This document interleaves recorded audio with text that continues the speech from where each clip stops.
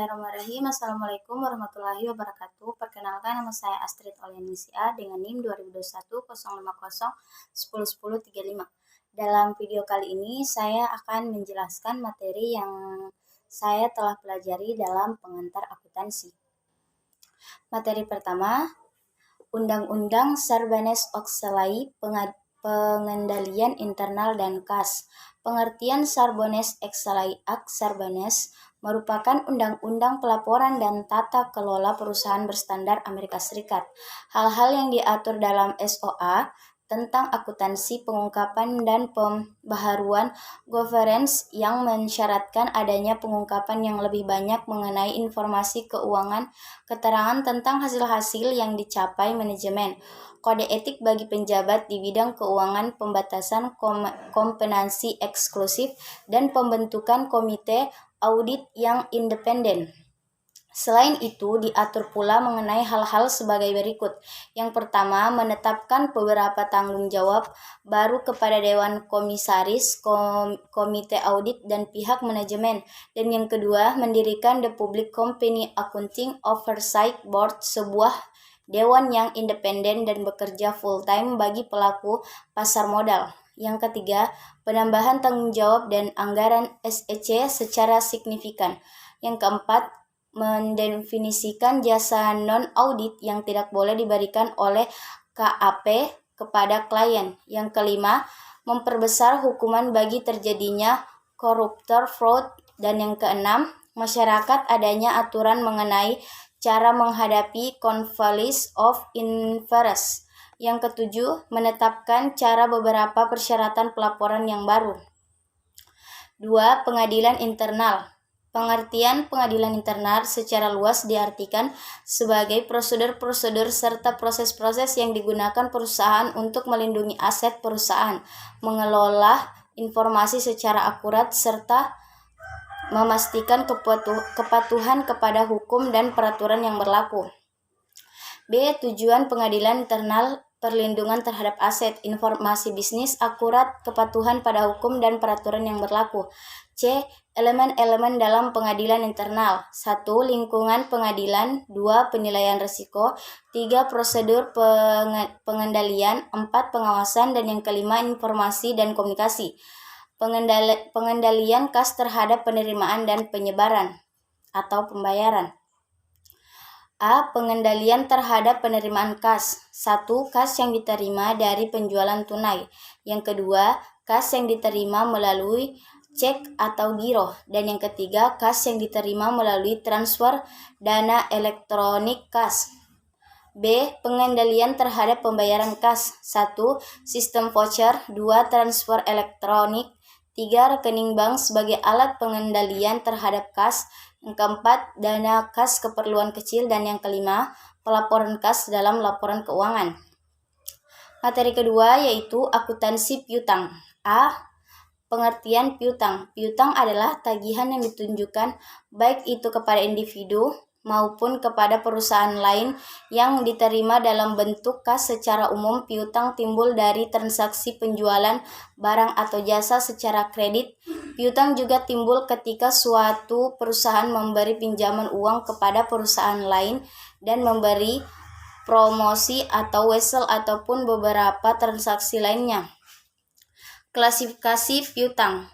1. Piutang usaha adalah piutang yang timbul dari penjumlahan barang atau jasa yang dihasilkan perusahaan. 2. Piutang non-usaha adalah piutang yang timbul bukan sebagai akibat penjualan barang atau jasa yang dihasilkan perusahaan. C. Jenis-jenis piutang. 1. Piutang dagang atau piutang usaha adalah tagihan kepada pelanggan yang sifatnya berbuka, dalam arti bahwa tagihan ini tidak disertai instrumen kredit. 2. Piutang wesel merupakan janji tertulis yang dibuat oleh pihak debitur kepada pihak kreditor untuk membayar sejumlah uang yang tertara dalam surat janji tersebut. 3. Piutang lain-lain meliputi non-usaha. Piutang lain-lain terdiri dari macam-macam tagihan yang tidak terdapat dalam piutang dagang maupun piutang wesel. D. Faktor-faktor mempengaruhi piutang. 1. Volume penjahuan kredit. 2. Syarat pembayaran penjualan kredit. 3. Ketentuan tentang pembatasan kredit. 4. Kebijaksanaan dalam menyimpulkan piutang. 5. Kebiasaan membayar dan para langganan.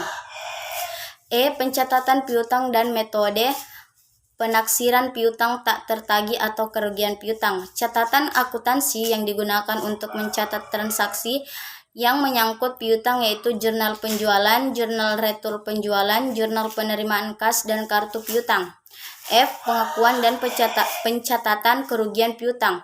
Pengakuan dan pencatatan kerugian piutang dilakukan dengan dua metode, yaitu metode cadangan dan metode langsung.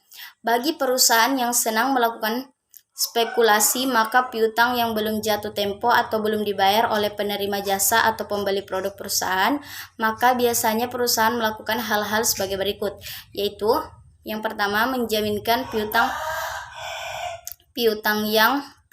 yang kedua, penjualan piutang, yang ketiga, menggadaikan piutang. Materi ketiga, akuntansi tetap. Pengertian aset tetap. Aset tetap adalah aset terwujud yang digunakan dalam operasi perusahaan dan tidak dimaksudkan untuk dijual dalam rangkaian kegiatan norma perusahaan. Klasifikasi aset tetap. Umumnya aset tetap dibagi dalam 4 kelompok, yaitu 1. Tanah, 2. Perbaikan tanah, 3. Gedung, dan yang keempat peralatan. Penentuan harga perolehan aset. Dalam teragam aset terwujud untuk tujuan akuntansi dilakukan pengelompokan. Yang pertama, aset tetap yang umurnya tidak terbatas. Yang kedua, aset tetap yang umurnya terbatas dan bisa diganti kemudian. Yang ketiga, aset tetap yang umurnya terbatas tetapi tidak dapat diganti. Pengeluaran modal dan pendapatan.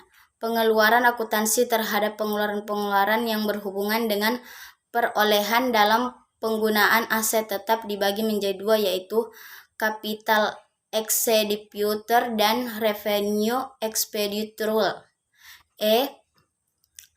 Cara-cara perolehan aset tetap yaitu pembelian tanah, pembelian asuransi ditukar dengan surat-surat berharga ditukar dengan aset-aset yang lain, pertukaran aset tetap yang tidak sejenis, pertukaran aset tetap sejenis diperoleh dari hadiah atau donasi, serta aset tetap dibuat sendiri.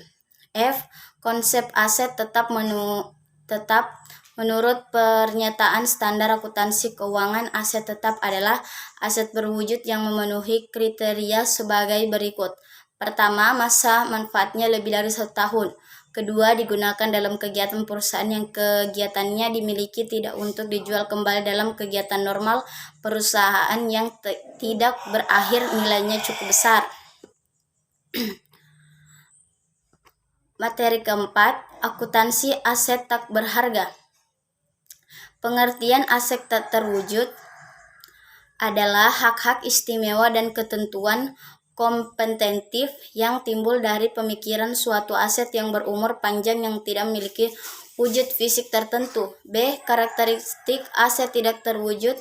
Aset tidak berwujud mempunyai karakter penting, yaitu pertama, kurang memiliki eksistensi fisik. Kemudian aset terwujud memperoleh nilai dari hak dan keistimewaan atau privilege yang diberikan kepada perusahaan yang menggunakannya, bukan merupakan instrumental keuangan, bersifat jangka panjang dan menjadi subjek dan akuntansi. Untuk aset tak berwujud mempunyai masalah sama dengan akuntansi aset jangka panjang lainnya. Yang ketiga, klasifikasi dan prinsip akuntansi dasar aset tak terwujud. Klasifikasi aset tak terwujud yaitu cara akuisisi, dapat diidentifikasi, dapat dipertukarkan, dan periode manfaat yang diharapkan. Jenis-jenis dari aset tidak berwujud.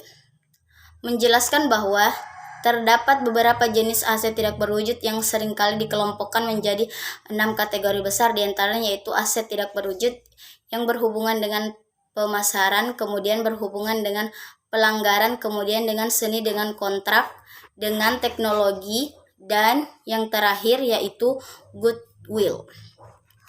Materi kelima, akuntansi penggajian. Pengertian sistem akuntansi.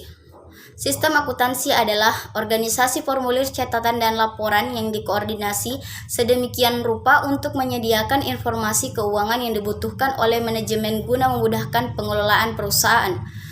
Tujuan akuntansi: 1. Meningkatkan kualitas informasi yang dihasilkan sistem.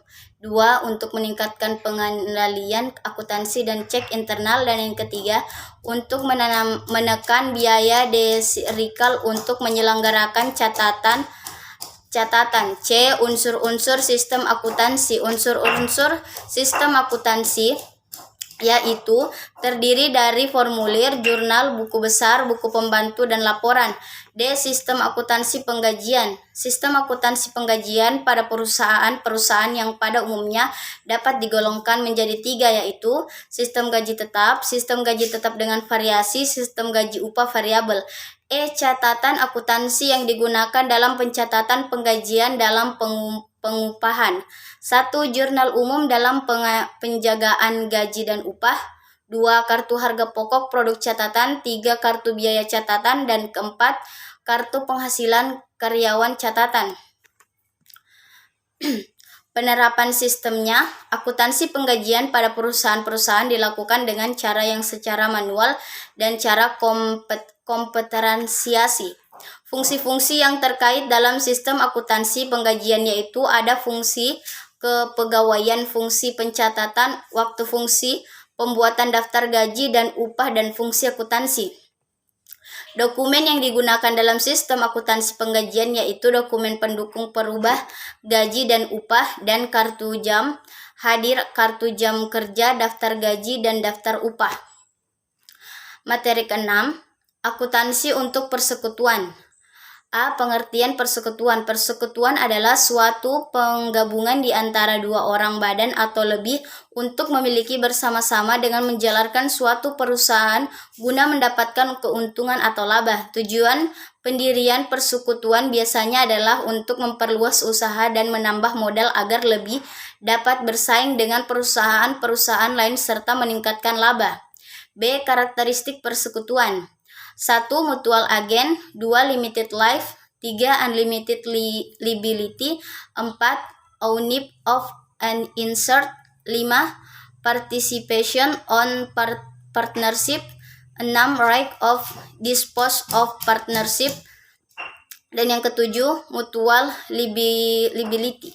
C. Bentuk-bentuk organisasi dengan karakteristik persekutuan yaitu ada persekutuan perdagangan, persekutuan jasa-jasa, persekutuan umum, persekutuan terbatas, dan joint stock companies.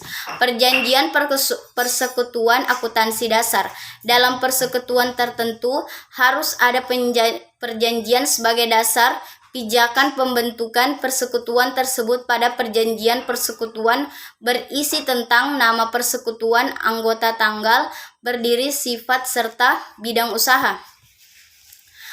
Pendirian sebuah perusahaan, nama dan alamat persekutuan, jenis usaha persekutuan, dan kewajiban masing-masing anggota. Jumlah modal yang ditanamkan pertama kali oleh masing-masing anggota, perjanjian pembagian laba dan rugi, syarat-syarat pengembalian modal atau PRIF atau penarikan kembali modal dan penambahan modal, prosedur penerimaan anggota baru persekutuan, prosedur keluarnya anggota persekutuan, prosedur pembentukan perseorang terbatas dan persekutuan tersebut, prosedur likuidasi dan uraian lainnya. Pembagian laba bersih atau laba rugi bersih yaitu dibagi sama dengan perbandingan pernyataan modal dan perbandingan atas dasar gajian mula-mula. Menentukan hubungan modal dari masing-masing anggota. Mula-mula diberikan gaji sebagai pemilik dan bonus kepada anggota yang aktif bekerja. Mula-mula diterapkan bunga untuk modal dari anggota. Demikianlah materi yang telah saya sampaikan. Lebih dan kurangnya mohon dimaafkan. Billahi taufiq wal hidayah. Wassalamualaikum warahmatullahi wabarakatuh.